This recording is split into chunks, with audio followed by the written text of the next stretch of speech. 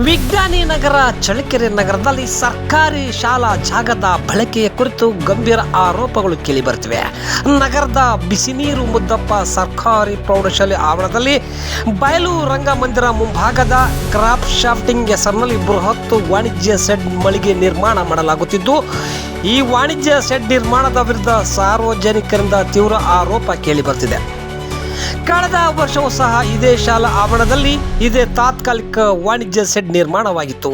ಈ ವರ್ಷವೂ ಮತ್ತೆ ಅದೇ ಕಾರ್ಯ ಮರುಕಳಿಸಿರುವುದು ಒಂದೇ ಬಾರಿ ನಡೆದಿದ್ದರೆ ಅದು ತಪ್ಪು ಎಂದು ಪರಿಗಣಿಸಬಹುದಾದರೂ, ಎರಡನೇ ಸಲವೂ ಇದೇ ಚಟುವಟಿಕೆ ನಡೆಯುತ್ತಿರುವುದು ಯೋಜಿತ ಕ್ರಮವೇ ಎಂಬ ಪ್ರಶ್ನೆ ಇದೀಗ ಉದ್ಭವಿಸಿದೆ.